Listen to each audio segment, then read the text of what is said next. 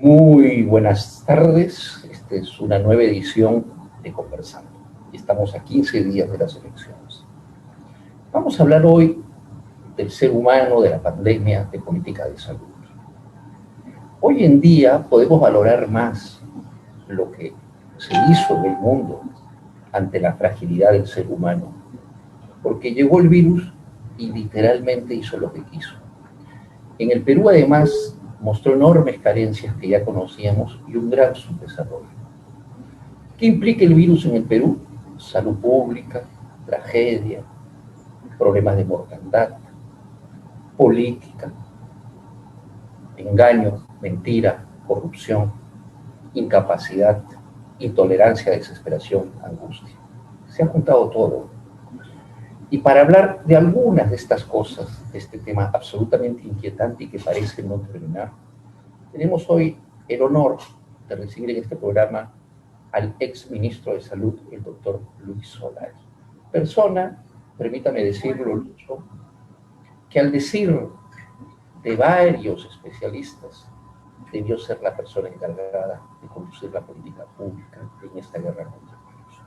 Pero bueno, más allá de eso, vamos a hablar hoy con el médico, el profesional y el político. Lucho, bienvenido al programa.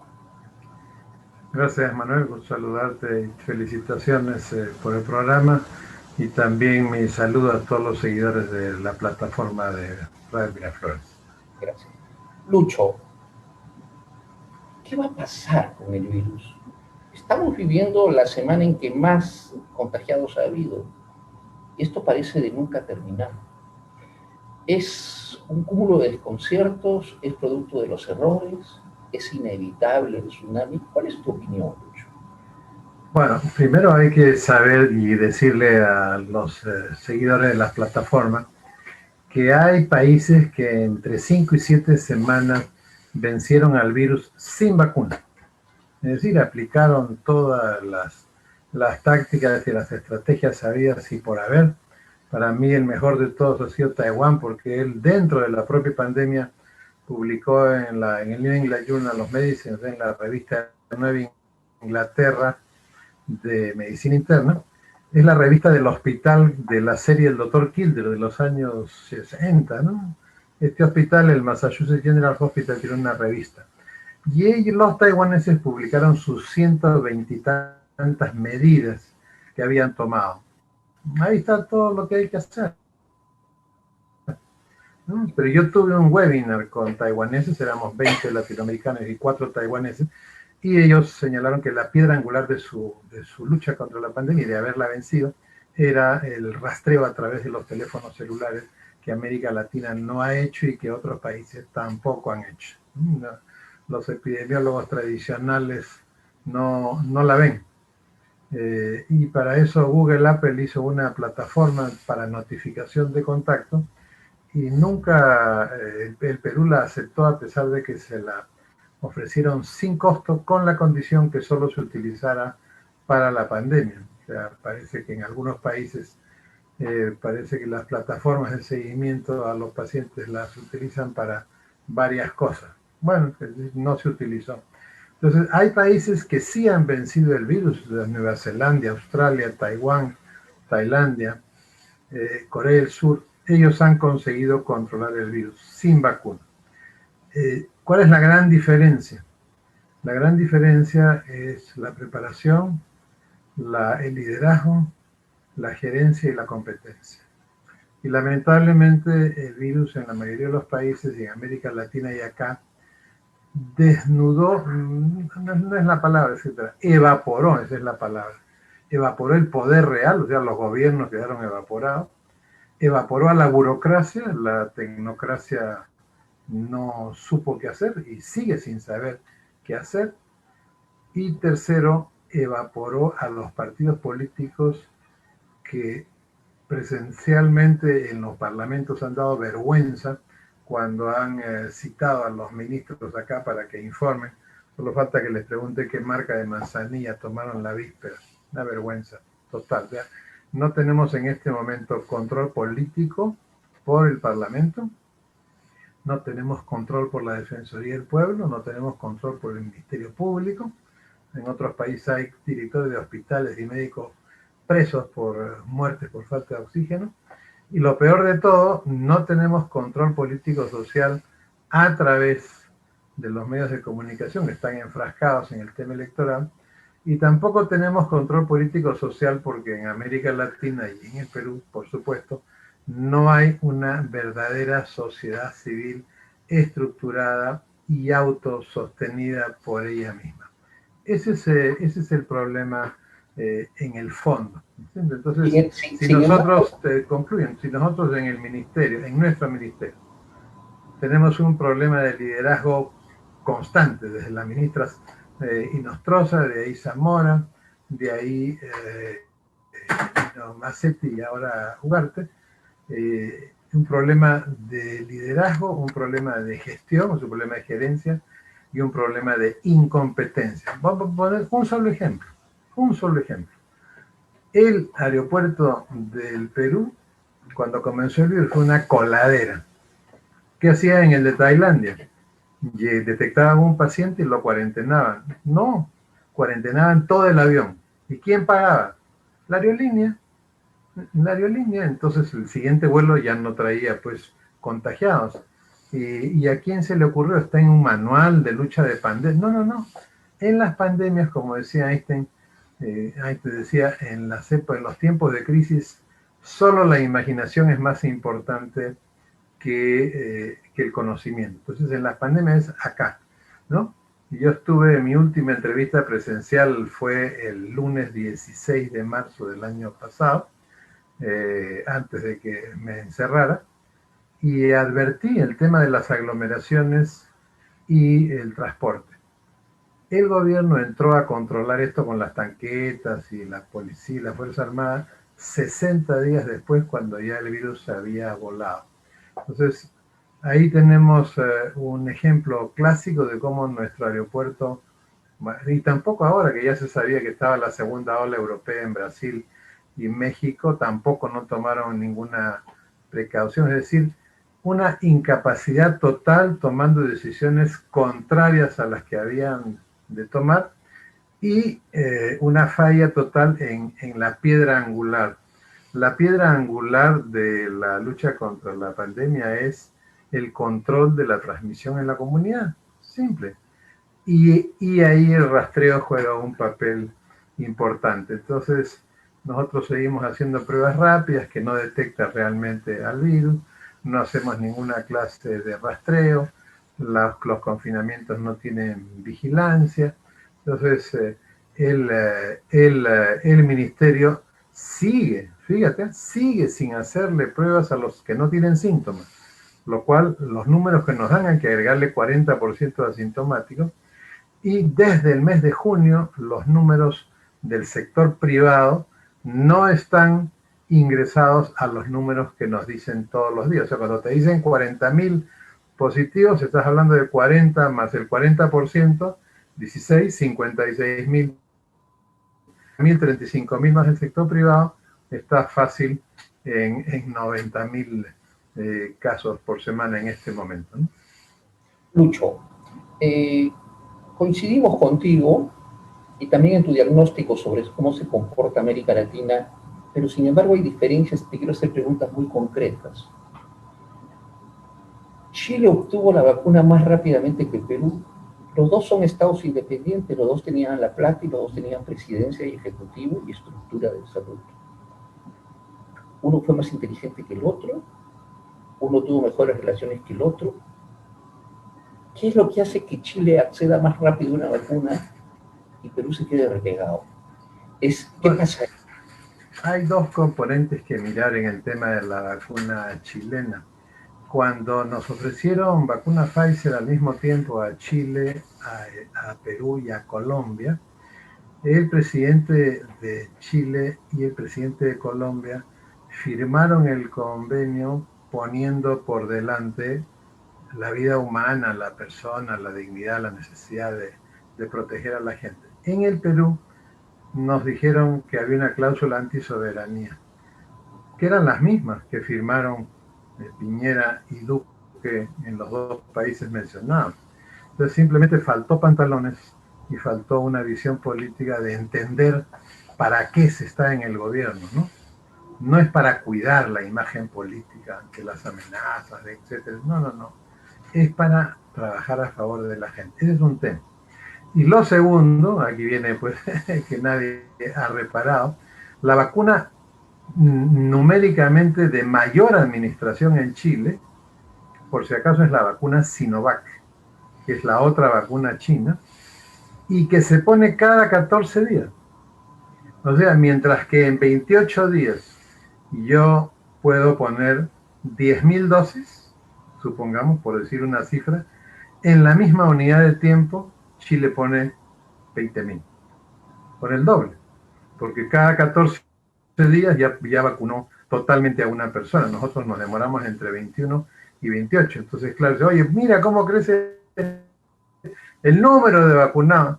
Oye, pues, compadre, mira bien, está poniendo una vacuna que es cada 14 días, ¿no? Entonces hay una serie de detalles que pasan desapercibidos cuando uno agarra un número y lo quiere zarandear como si fuera pues la maraca de un curandero, ¿no? No es así, ¿no? El número es para combinarlo con otro número y hacer un proceso de observación, discernimiento y acción, ¿no? O sea, acá los números, acá el número de positivos, el número de camas, es un conteo aritmético para el Ministerio de Salud. No hacen nada, honestamente no hacen nada. ¿Cuál ha sido la gran estrategia del gobierno actual? Ha sido vacunas y oxígeno.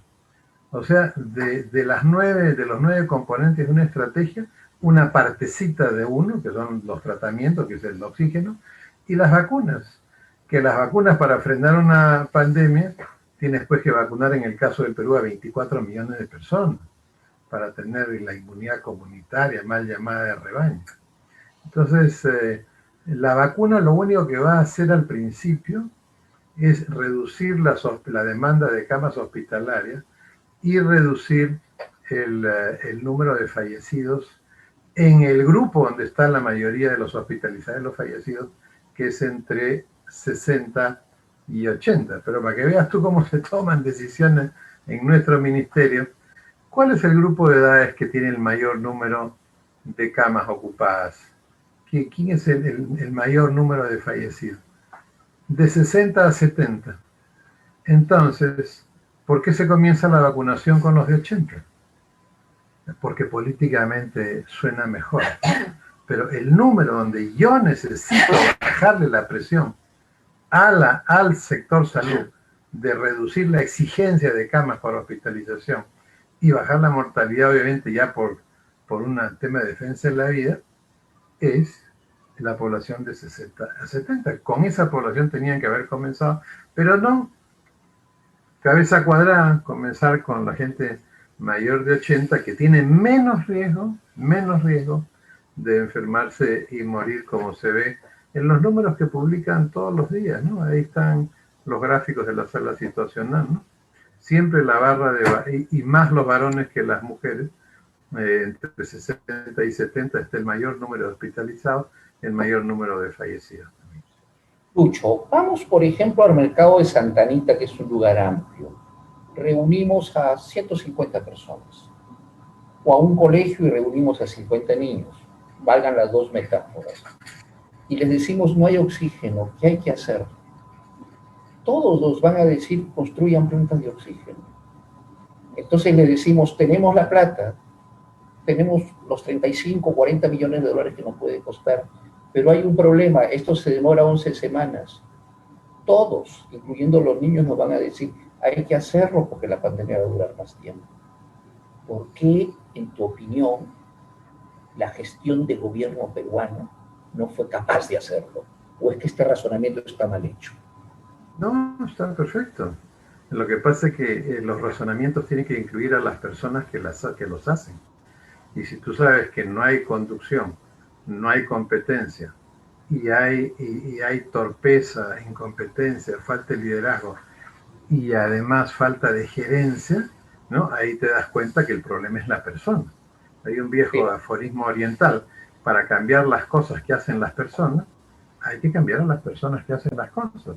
Y ha tenido que descubrirse una vacuna irregular de la ministra de Salud Mazzetti para que se fuese del ministerio, y Ugarte, pudiendo tener la ocasión histórica de pasar a la historia como el gran arreglador del tema, ha ideologizado el ministerio como hizo Zamora, lamentablemente, y ha traído gente que tampoco sabe dónde está parada. Mire, el tema del oxígeno es simple. Ok, no tienes... Bueno, primero, si el virus estuvo de bajada entre el 17 de agosto y el 15 de diciembre, en que se desocuparon camas y bajamos a 10.000 casos por semana, o sea, 40.000 al mes, sí, y teníamos alrededor de 10% de positivos, nunca estuvimos fuera de la primera ola. Hemos estado en una pandemia atenuada, porque se atenuó también en otros países por atenuación del virus, antes de que el virus comenzara a mutar.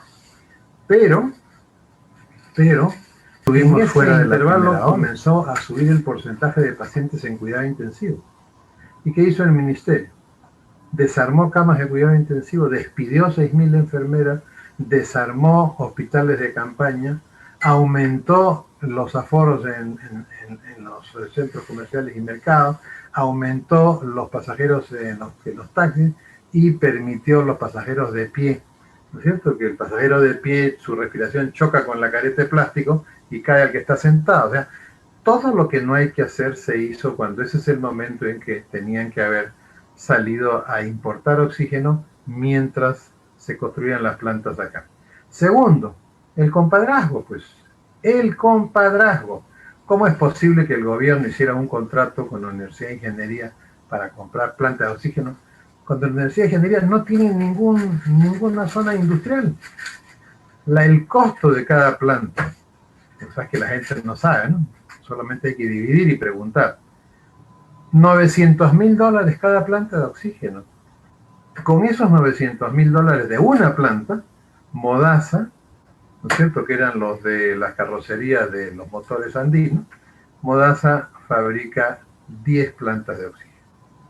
Entonces, tenemos pues que, por favorecer Vizcarra a su compadre político, el rector de la Universidad de Ingeniería, pacta esos 47 millones donde indebidamente, porque Modasa hace plantas por la décima parte. Entonces tú agarras y le dices a Modasa, mira, ok, tienes una línea de montaje, ¿sabes qué? Acá está la plata para que pongas 2 líneas de montaje y yo te voy a comprar todas las plantas. ¿Cuánto cuesta eso? No importa lo que cueste. Y por supuesto en justiprecio, ¿no? Entonces ahí tenemos, el problema es, digamos, la corrupción disfrazada, ¿no? Yo te mando plata a tu universidad, pero ya tú sabes la corrupción. Como el caso del Vacunagate, que la Universidad Cayetano ha hecho gratis el ensayo. No lo ha hecho gratis. Ha cobrado un dineral por el ensayo. Ahí están las cantidades. No las quiero mencionar porque todavía no las he certificado. ¿Y qué han hecho? ¿Y qué han hecho con el ensayo? Han hecho ¿cómo se llama esto? Una fritanguita científica y académica. Eso es lo que han hecho. Hoy día hay un artículo en la revista Nature hablando del caso de este ensayo en Cayetano, que es una catástrofe para el Perú, para la imagen pública de esa universidad, del Perú y de la comunidad científica peruana. O sea, el tema del oxígeno era recontra simple, pero si tienes a gente incompetente y el presidente es más porque no entiende nada del tema y él insiste en quedarse con la misma gente por razones de pensamiento político, esa es la razón. Pues mira, en el siguiente gobierno debe haber una investigación seria y debe ir preso realmente quien debe ir preso, ¿no? Y es simple. El excongresista Uñagua se murió en la puerta del hospital de Pucallpa. Ok. Él entró y le hicieron una prueba negativa y lo sacaron del hospital. Se cumplió el protocolo de que él, teniendo factores de riesgo, le hicieron una prueba que salió negativa. Le hicieron la siguiente prueba que dice el algoritmo del protocolo, no se la hicieron, va preso el médico, el jefe de emergencia y todos los que lo mandaron a su casa. No se la hicieron porque no tenía esa prueba, pues va preso el ministro y el jefe de logística y el director regional y de repente el gobernador regional también. O sea, el tema es simple, ¿no? El tema es simple. los que han hecho tejido, saben pues que el ovillo tiene dos extremos. Uno agarra uno, jala, y en el otro extremo, en el Perú, siempre hay una sola persona, no hay grupos. Sabemos que trabajan en bandas, pero las bandas hacen varias operaciones de corrupción. Entonces hay como que un responsable en cada banda, ¿no? El oxígeno no tiene el perdón de Dios lo que han hecho con el oxígeno. Lucho, dos preguntas y tenemos que ir cerrando porque tú tienes que dar otras entrevistas. No me hace entrevistas, tengo trabajo. Trabajo, bueno, una razón más para eso. En tu opinión, Lucho, ¿Vizcarra manipuló el tema de la pandemia por razones electorales? Cuando salía y decía sonriendo, no le vas a dar plata a tal sector, fulanito, venganito, sultanito, me refiero a los sectores, no se olviden de inscribirse para tener su bono. Daba discursos de predicador, para Navidad salía 1 hora al día. ¿No estábamos ahí ante una muy severa y desde mi punto de vista reprobable manipulación mediática en el marco de la tragedia del Perú? Bueno, el informe del Banco Mundial del mes de octubre, que se llama El costo de estar sano, hay un gráfico espectacular de los países, gráfico de barras, y cada barra tiene 3 componentes. ¿Cuánto gastó el país en el sistema sanitario? ¿Cuánto gastó en las empresas, en soporte a las empresas? ¿Y cuánto gastó en los bonos? Mientras que Haití le dedicó el 80% al gasto en el sistema sanitario, nosotros le gastamos con creo que 20-25% del sistema sanitario, el resto fue para bonos. Y todos sabemos, Manuel, que si las transferencias condicionadas dinerarias compran votos en toda América Latina, imagínate las no condicionadas, compran votos, compran más votos. Y ese es el origen de que en el mes de agosto se hiciera una encuesta por quién votaría usted, acuérdate, y salía primero Vizcarra. O sea, Vizcarra lo que ha hecho ha sido política regional a nivel nacional. Ha sido un gran manipulador, ha creado la confrontación de unos contra otros por la necesidad de unos o de otros en algunos casos. Ha creado este sistema que ha tenido impacto, por supuesto, en la campaña actual, porque en la campaña actual vemos que hay 2 extremos que son anti todo, ¿no? En un lado es anti todo y el otro lado es anti todo, y el discurso de centro, realmente de centro, tiene pues apenas, ¿no? Una golondrina, ¿no? Y esto para no mencionar a ningún candidato, pero obviamente eso se va a notar en esta quincena. Vizcarra ha sido el gran confrontador de la política y de la historia del Perú, al extremo que cerró el Congreso para proteger a los magistrados constitucionales que le eran afines, ¿no? O sea, se apropió del Ministerio Público, se apropió del Poder Judicial, se apropió de todo, del Tribunal Constitucional, es decir, el autoritarismo que existe veladamente en algunas personas en el Perú, imagínate que llegan al poder en un gobierno regional donde hacen lo que les da la gana. Este señor llegó y quiso hacer lo que le da la gana a nivel nacional y le salió cuadra, ¿no? Pero, ocasionando miles de muertes, ¿no? Esa es la gran diferencia, ¿no? ¿Consideras que esta forma de actuar manipulando la opinión pública, a lo Ricardo Belmont, solo que él no manipula, él habla desde su alma, es una forma de delito? Bueno, no está configurado en ninguna parte como delito, ¿no? Solamente que habría que examinar bien los códigos para... Es una forma de delito moral. Para si en el caso, bueno, ya le costó la vacancia por incompetencia, por incapacidad moral permanente, ¿no? Ratificada después por los actos que se han conocido. Los que dudaban, bueno, ya no tienen dudas, ¿no? El problema principal ahí es un problema de otro índole. mientras nosotros luchábamos contra la pandemia, China hizo el tratado de libre comercio más grande con Oceanía, Japón y Corea, y el 30 de diciembre simplemente firmó otro tratado de libre comercio con Europa, con la Unión Europea, a pesar que el asesor principal de Biden, el presidente electo de Estados Unidos, les pedía que esperaran hasta que él asumiera. Firmaron.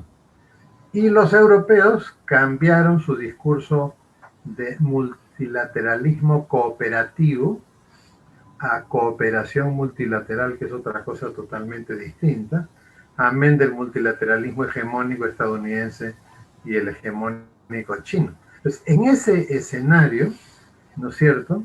En ese escenario, tener un presidente que se porte como si su país fuera pues una chapita de gaseosa, ¿no? Como que no pasaran cosas en el mundo. Entre tanto, él está ahí engolosinado con la pelota, el poder. Yo me vuelo, cierro el Congreso, hago esto, hago lo otro, hago lo de aquí, lo de más allá. Qué bien, voy triunfante.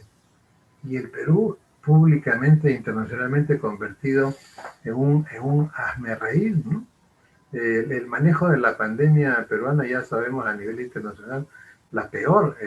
A principios de abril o de mayo, el The Economist sacó un cuadro donde Perú era el país mejor preparado a nivel de América Latina desde el punto de vista económico para enfrentar la pandemia. A los 60 días, el Perú era el país al que más se le había caído el Producto Bruto Interno, ¿ya? Por malos manejos, por torpeza económica del presidente y de la ministra, que era pues hija del rector de la Universidad Nacional de Ingeniería, Zapata, ¿no? Entonces, no solamente ahí termina el tema.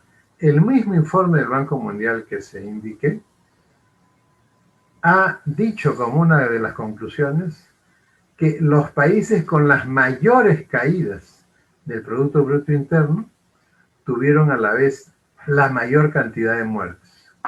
O sea, la incompetencia mata.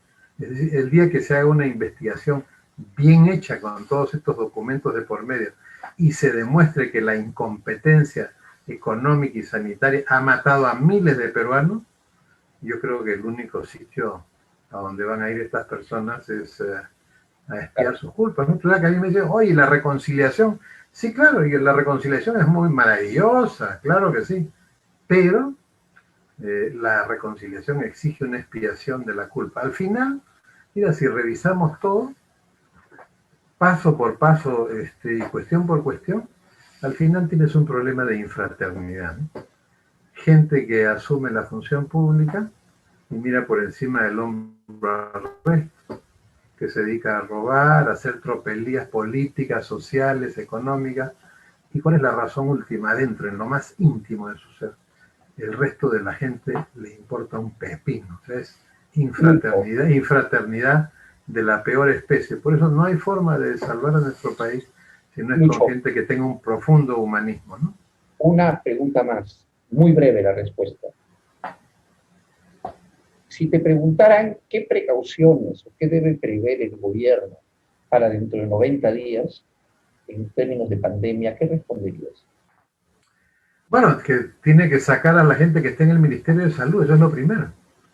Porque si tú ves que la gente está con unos apetitos que no tienen nada que ver con detener a la pandemia y no hacen nada por detener a la pandemia, porque nosotros, como tú bien has dicho, y vamos a decir las cifras exactas para no mentir, o sea que el gran problema de los números es no mentir. La semana pasada tuvimos 54.000 casos positivos, sin contar los oficiales, vamos a decir. Esta semana, ayer casi llegamos a 55.000, sin contar a los positivos de hoy día. O sea, en 6 días tuvimos lo que la semana pasada tuvimos en 7. Eso significa, y mientras que la semana pasada nosotros necesitamos solamente 170 camas de hospitalización, esta semana, hasta ayer, hemos necesitado 540 camas. Es decir, la gente que entra en el ministerio a sustituir a los 50 del Vacunagate no tiene idea qué hacer. Entonces, pero da la impresión que el presidente Sagasti será muy honrado, muy todo, pero definitivamente de gestión, nada. Porque no se trata de poner a una persona afín a ti ideológicamente. Si a mí me preguntaran, oye, ¿cómo haces? ¿Sabes qué? Nombra a fulano de tal, de ministro, y se acabó el problema. Lucho, gana Rafael López Aliaga, o gana Lescano, o gana otro candidato. Al margen de sus ideologías, los tres te buscan y te dicen, te pedimos que asumas la conducción de este para resolver este problema. Te damos todo. Yo ya sé la respuesta. Mira, te presento a fulano que sabe muchísimo más que yo. Él es la persona que va a detener, él tiene liderazgo, gestión, competencia, todo. Así de simple. Pero yo creo que ninguno de los dos que mencionaste primero va a ganar las elecciones, precisamente porque los dos representan los extremos, ¿no?